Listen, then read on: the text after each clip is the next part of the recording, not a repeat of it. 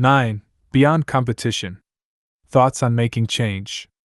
The prevailing mode of competition in American culture thus continues despite convincing evidence that it is damaging to physical, spiritual, emotional, and social health.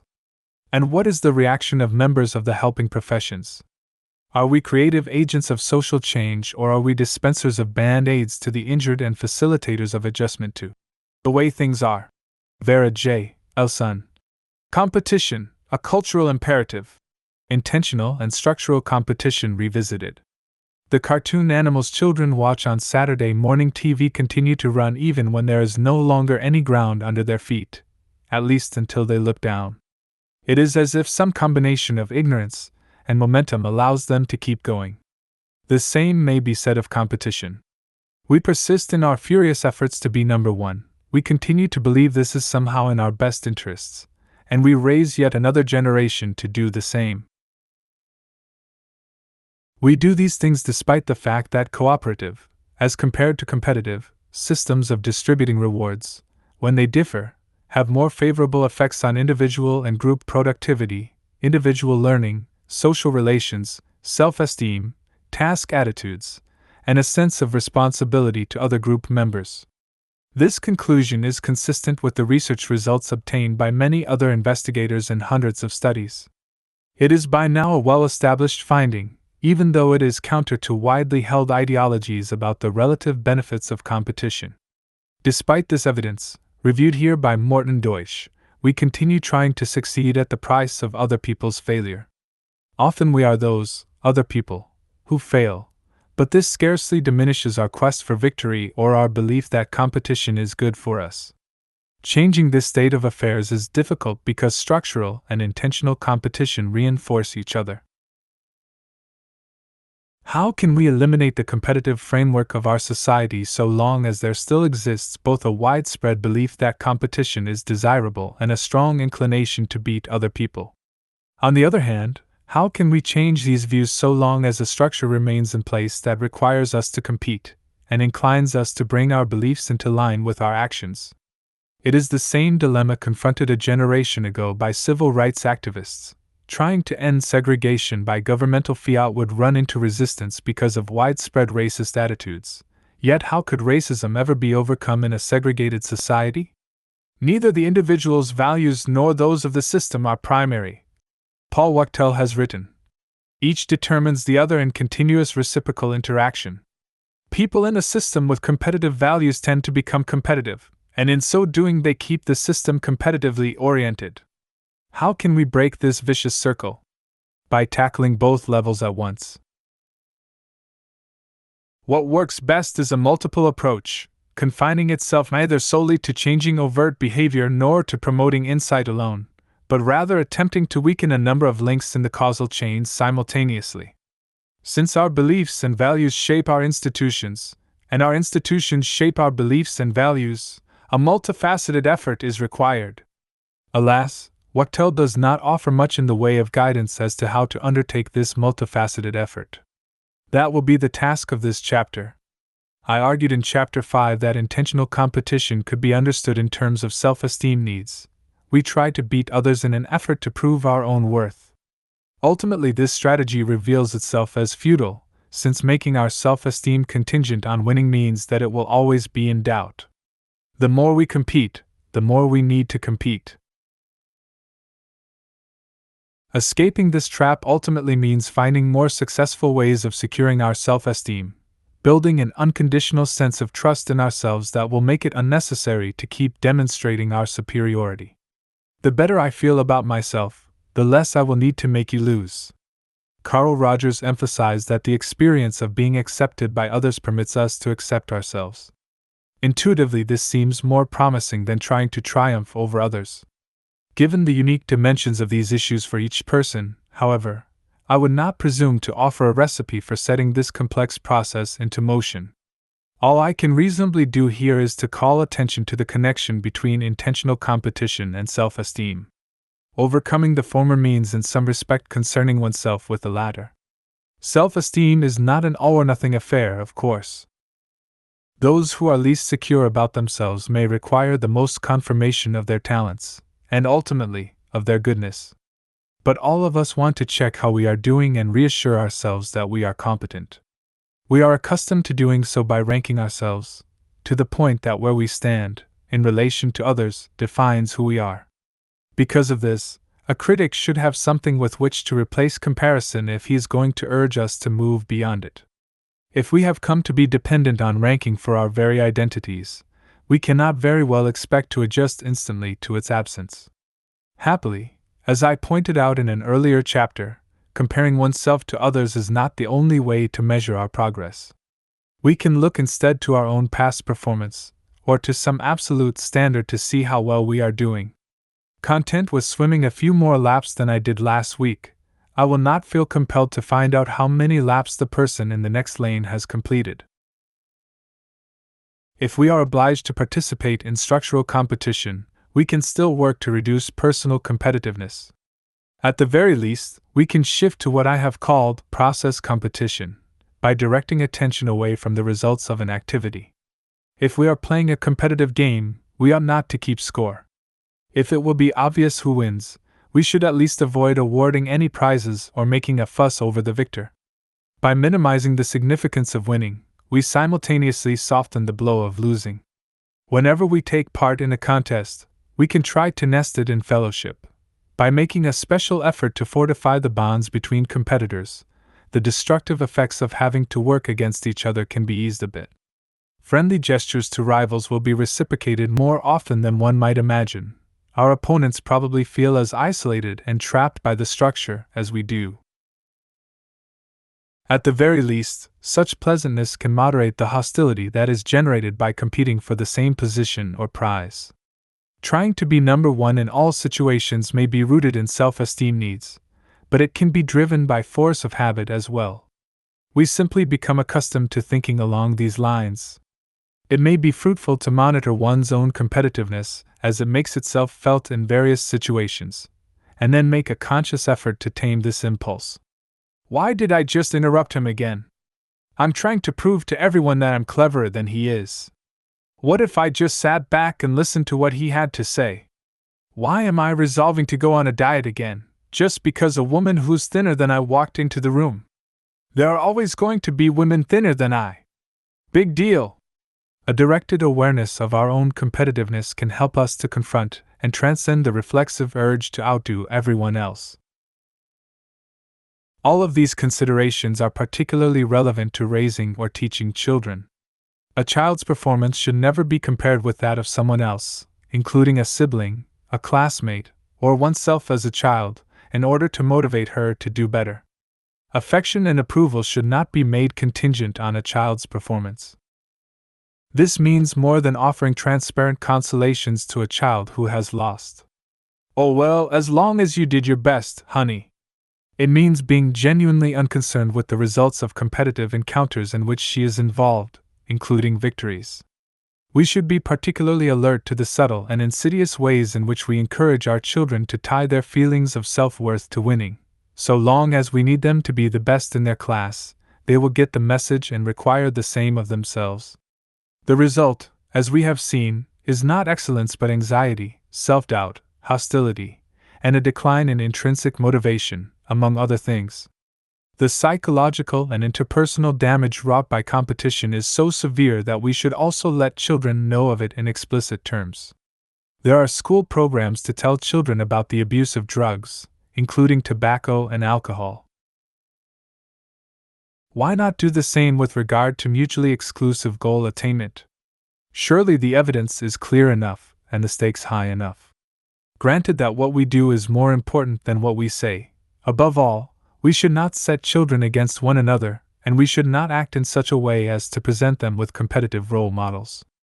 But it also may be helpful to teach them, adjusting the lesson to their level of development, of course, about the myths of competition and the respects in which cooperation offers a healthier alternative. After all, we currently train children to compete, as Chapter 2 describes, so we would not be moving from value-free education to indoctrination, but from a lesson in favor of competition to one against it. Let us show our children both how and why to cooperate. All of this concerns intentional competition, the inclination to be better than others, which is a matter of values and self-esteem. There is every reason to attend to both in an effort to become less competitive. Still, the effectiveness of such efforts is circumscribed by the structure of our economic system, our schooling, and our leisure activities. If these are set up so as to condition one person's success on another's failure, then a healthy non-competitive attitude will seem peculiar and downright maladaptive. It will, in any event, be difficult to sustain. When I began to think about competition, I saw structural and intentional competition as reciprocally related in a fashion so perfectly balanced that they caused each other to the same degree. Over time I have come to revise this position, finally realizing that the structural level is far more significant. It is possible to minimize the importance of winning and losing, but to do so requires one to swim against the current, to ignore what is demanded by the structure of the activity. It is possible to remain on friendly terms with competitors, but the fact that their interests are inversely related to one's own predisposes each side to view the other with hostility. It is possible to be a good sport, but even this runs counter to the competitive imperative. Let us consider a concrete illustration of how a structure can elicit particular behaviors. Philip Zimbardo and his colleagues at Stanford University conducted a novel experiment on the effects of imprisonment by choosing 21 male college students to take on the roles of guards and inmates in a very realistic prison created in the basement of the psychology building. The 21 subjects were selected from a group of 75 volunteers precisely on the basis of their normality. They were stable and scored in the middle range of a personality profile. Equally important, they were randomly assigned to the role of prisoner or guard. Almost immediately, the subjects began to take on the pathological characteristics of their respective roles. The guards delighted in devising arbitrary tasks and absurd rules for the inmates, demanding absolute obedience and forcing them to humiliate each other. The prisoners became passive and obedient, taking their frustration out on each other and otherwise assuming the role of victim. As the guards became more abusive, the prisoners became more helpless and dependent. The patterns became so pronounced that Zimbardo grew alarmed and ended what was to have been a 2-week experiment after only 6 days. Given the design of this experiment, what happened cannot be explained in terms of the individuals involved.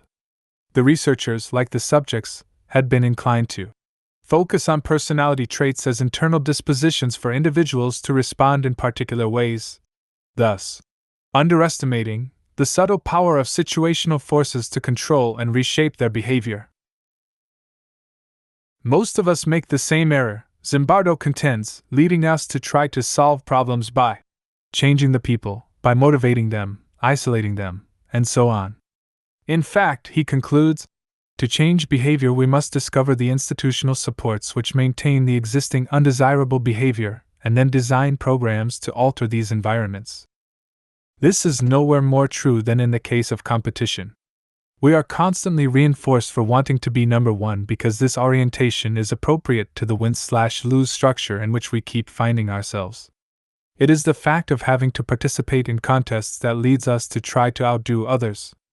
And it is the fact of having to participate in contests that we are going to have to change if we want to move in healthier directions.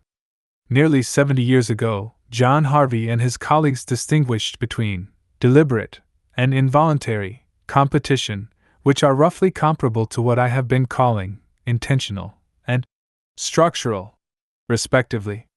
In the whole moral environment provided by our civilization, involuntary competition easily becomes deliberate, Harvey concluded.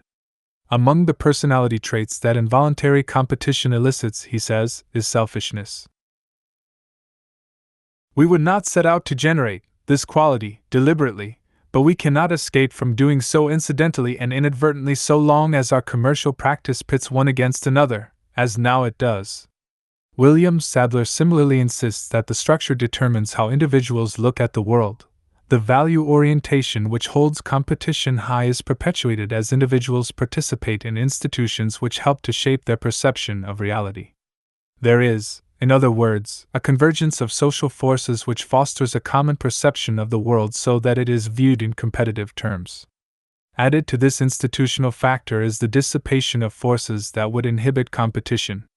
The evidence offered in chapters 5 and 6 substantiates this view. Our psychological state and our relationships with others not only are correlated with the extent of our intentional competitiveness, but are changed by a framework of structural competition. Deutsch, to cite yet another study, found that the psychological orientations of the subjects, including their views of themselves and of the others in their group, were considerably different as a function of the distributive system under which they worked. Another sort of evidence is provided by Susan Shirk's account of how Chinese students, who were cooperatively inclined, began to stop helping each other when a competitive structure was imposed on them.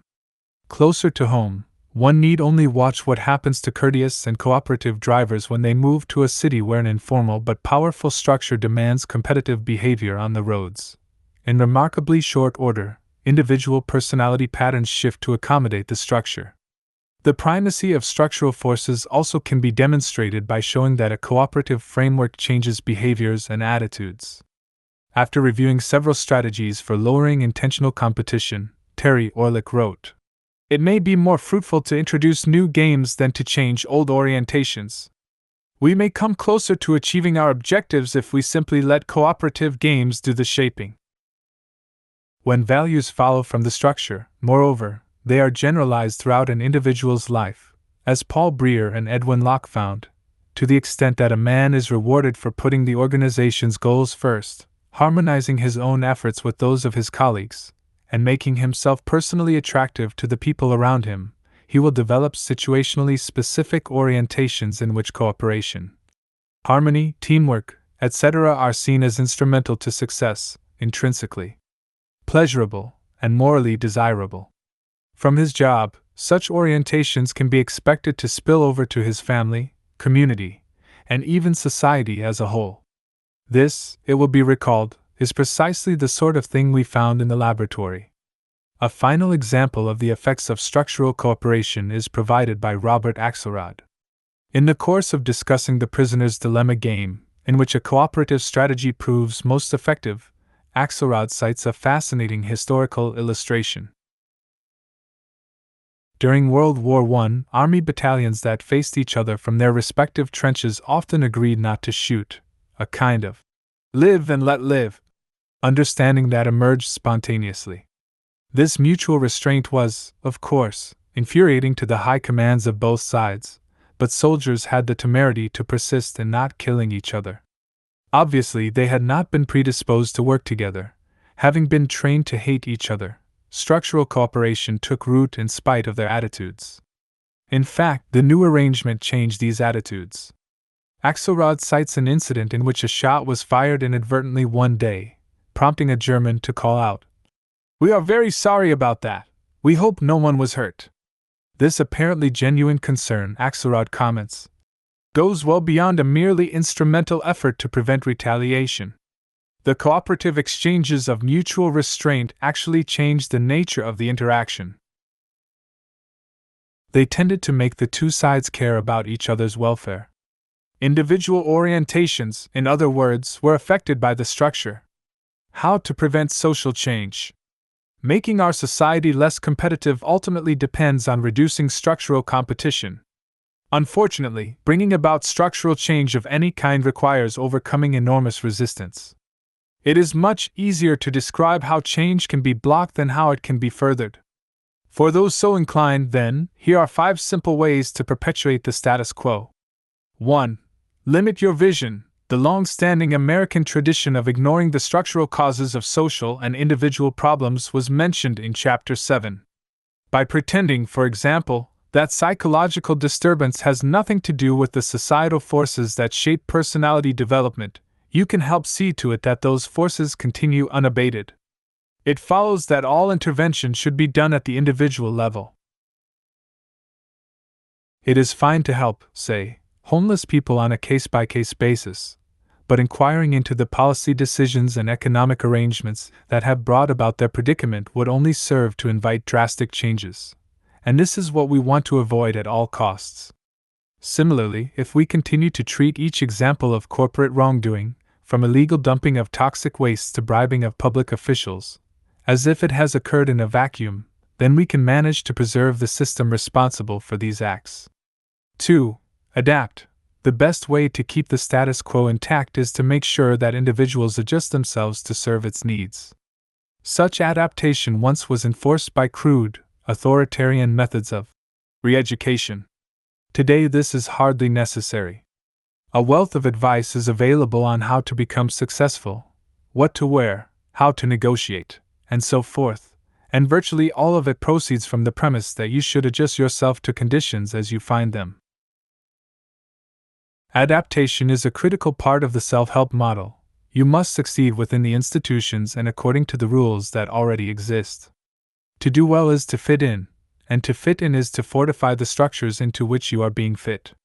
3. Think about yourself, implicit in any exhortations to succeed by giving them what they want, is the suggestion that you should be totally preoccupied with your own well-being. The more you limit your concerns to yourself, the more you help to sustain the larger system.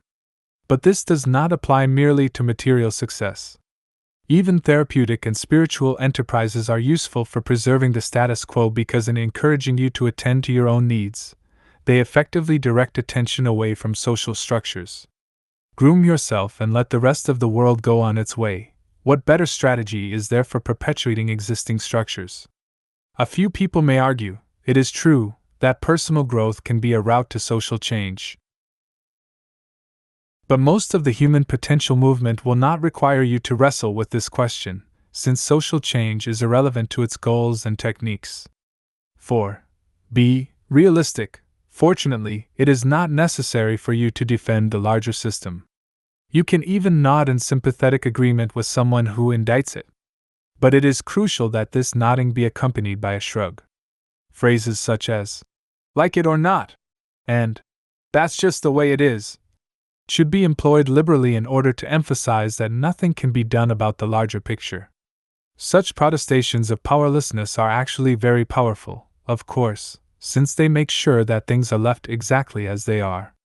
Every person who is encouraged to take such a stance is another person rescued from social activism. Occasionally a critic will refuse to resign himself to the way things are or to believe that we are helpless to make change. Such an individual should immediately be labeled idealistic. Do not be concerned about the vaguely complimentary connotations of having ideals. It will be understood that an idealist is someone who does not understand the world as it is. World equals our society. As it is equals as it will always be. This label efficiently calls attention to the critic's faulty understanding of reality or human nature, and ensures that he is not taken seriously. Those who are pragmatic, by contrast, know that we must always work within the confines of what we are given. After all, if alternative models really were workable, we would already be using them.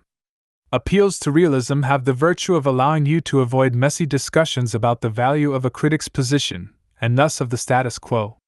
Why bother with such issues when you can dismiss his vision as well-meaning but unworkable? Challenging the rightness of what he is proposing will only slow him down. It is the appeal to practicality that produces the knockout. Call someone wrong-headed or even evil and a lengthy discussion may follow. Call him utopian or naive and there is nothing more to be said. This method of dismissing models of change is uniquely effective since it sets up a self-fulfilling prophecy. If enough people insist that an alternative arrangement cannot work, they will be right. Its failure then can be cited as substantiation of one's original skepticism. No one uses this maneuver more skillfully than policymakers who are mistrustful of public institutions. Because of their conviction that governments can do nothing right, they divert funds from public schools and hospitals. When the inevitable crisis develops, they say, "You see?" Appeals to realism can ensure that institutions which threaten to promote social change, e.g., legislative bodies, universities, the media, do nothing but reflect the status quo. In the name of democracy, descriptive accuracy, and objective journalism, respectively, these institutions can be tamed and made into powerful instruments for perpetuating whatever is in place. Here, to take a tiny example, is New York Times education writer Fred Heckinger, regrettably, the importance of the message has also invaded children's television. One episode of The Flintstones, a favorite children's cartoon, had a hotly contested baseball game end in a tie, followed by celebrations of brotherly and sisterly love, hardly the real aim in any normal child's view of competitive games. This exemplary criticism should be studied carefully. Heckinger is demonstrating how to dismiss as inappropriate any scenario that does not conform to the existing values and structures of our society. To challenge our current practices is idealistic and, worse, contains a message. To reinforce our current practices is realistic and contains no message. Most children's programs do not offend Heckinger because they display, and thereby shape, normal people, i.e., those who are intent on winning at any cost. 5. Rationalize. It is easier for critics to oppose existing institutions when those who defend and profit from them are obviously opposed to social change. You can make it more difficult for these critics, and salve your own conscience at the same time, by claiming that your real reason for acting as you do is to change the system from within. Like most people who talk this way, of course, you do not actually have to make change. On the contrary, even if this really were your goal, you would be permitted to work only for insignificant reforms that never come close to challenging the structures themselves. By becoming part of these structures, you can proceed to seek personal aggrandizement, while at the same time contributing your talents to something you profess to find problematic. A variation of this maneuver is to claim that you are going to do so for only a short time, as if it were a simple matter to leave the fast lane and get over to the exit ramp. If you are audacious enough, you can even rationalize your participation as the most effective way to change the system. The more people who accept this reasoning and follow your example, the more secure is that system toward a non-competitive society. Whether employed deliberately or not, these mechanisms for frustrating change have been devastatingly effective. My point in reviewing them is to make it easier to anticipate and deal with such maneuvers. Having considered some of the issues that arise with respect to generic change, we can return to the specific case of competition. If competition is indeed unhelpful and destructive, and if attitudes and personal goals are shaped by the win-slash-lose structure, then we need to set about the formidable task of undoing the arrangements that set us against one another, from parlor games to geopolitical conflict. While working to dismantle existing structures, we should also be careful not to produce new occasions for competition. This means taking pains to avoid creating scarcity. Most scarcity is artificial, I have argued, because a prize status has been set up where none existed before. As parents and teachers and managers, we are constantly transforming situations into contests. In fact, the widespread assumption that someone's got to lose arises only because we keep making goal attainment mutually exclusive. Every time we make salespeople try to outdo one another, every time we display the best homework assignment in class on the bulletin board, every time we call out to our children, "Who can set the table fastest?" we are contributing to the unnecessary and undesirable competitiveness that suffuses our culture. The real alternative to being number one, as I have already noted, is not being number two, it is dispensing with rankings altogether. Starting immediately, we can stop contriving contests, and we can urge our friends and colleagues and children's teachers to do likewise. At the very least, we can present the case against competition to them so they understand the implications of what they are doing. All of this applies to the vast number of cases where scarcity is created. But even where scarcity seems to be real, we need to look at the bigger picture to determine whether certain assumptions or policy decisions, which can be re-evaluated, lie behind competition and give it the appearance of necessity. Consider a familiar example. When cars prowl the city streets in search of parking spaces, the shortage is not invented and the quest is clearly competitive. But the number of spaces to be had downtown was not decreed by God. It is the result of a decision that can be changed.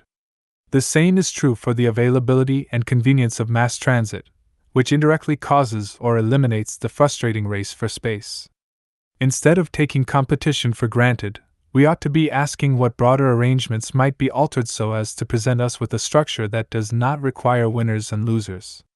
Sometimes the search for these broader arrangements will lead us to the very foundations of our economic and political system. This does not mean we ought to drop the matter and resign ourselves to competition. On the contrary, whatever we encounter, however large the stakes, is open to question and, perhaps, transformation. There are quite a few thinkers whose work is useful in beginning to think about reducing structural competition. Terry Orlick offers non-competitive games as a way of reconceptualizing recreation. Why not create and play games that make us more cooperative, honest, and considerate of others? He asks.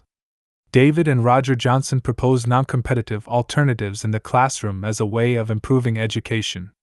Robert Paul Wolfe sketches a plan for severing the ties between high school performance and college admissions, and again between college performance and graduate admissions. Both moves would allow genuine learning to replace the awful competitive scramble that now preoccupies students.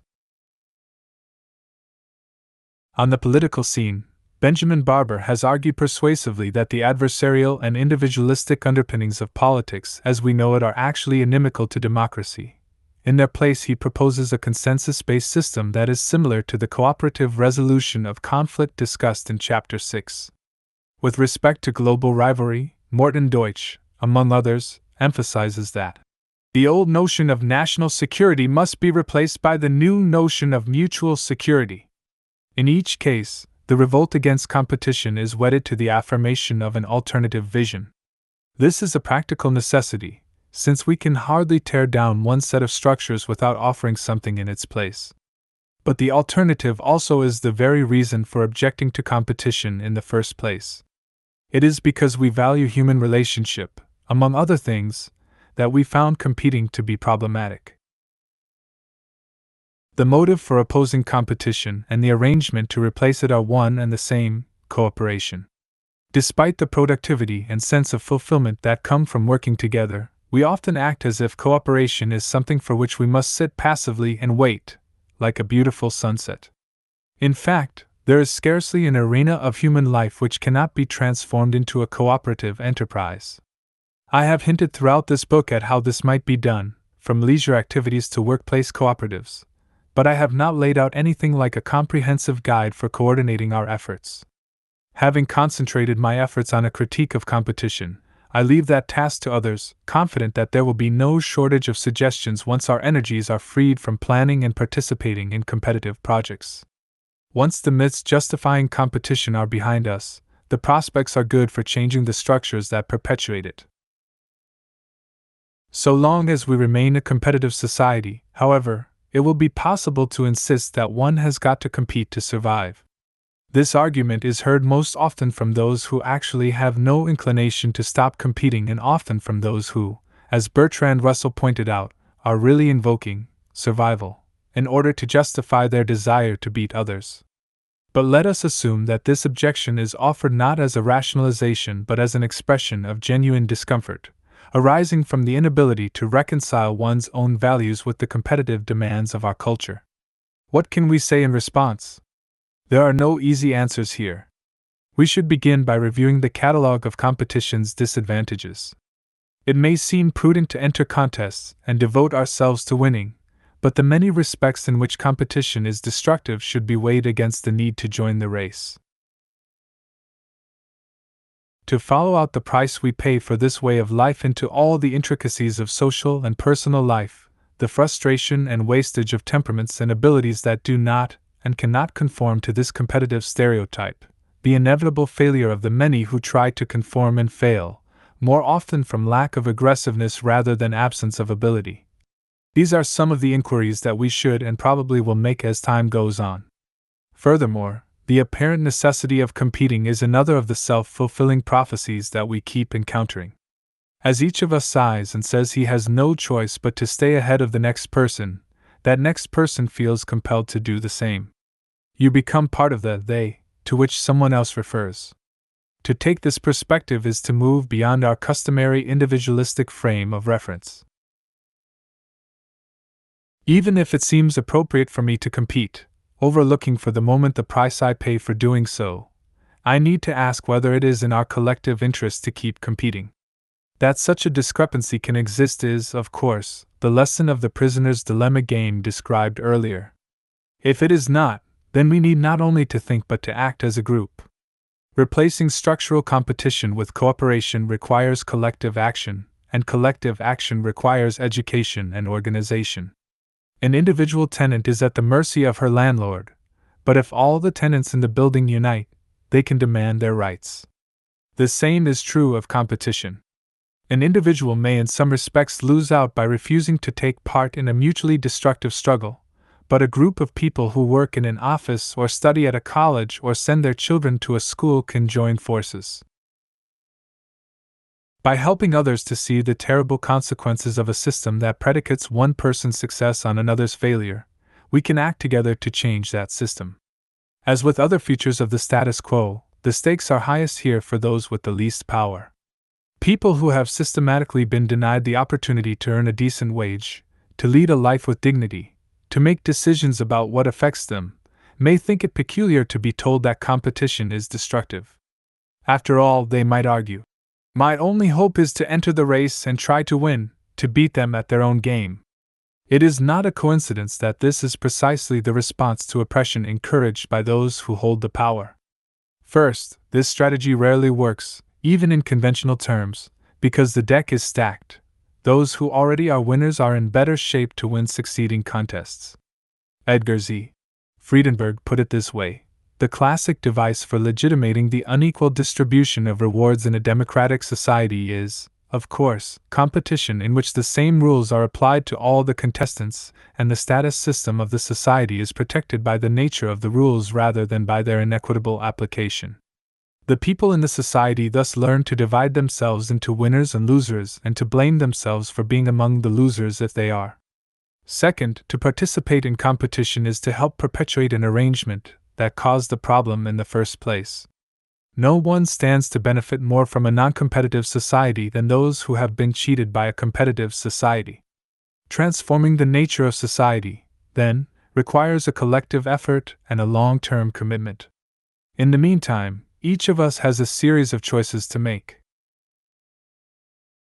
Once it becomes clear why competition ought to be avoided, we must re-examine our own lives to determine what concessions to the prevailing ethic, if any, we are prepared to make. These concessions should be made with a clear understanding of the costs, both personal and societal, that they entail. And they should strengthen our resolve to work at the same time to create healthy, productive, cooperative alternatives.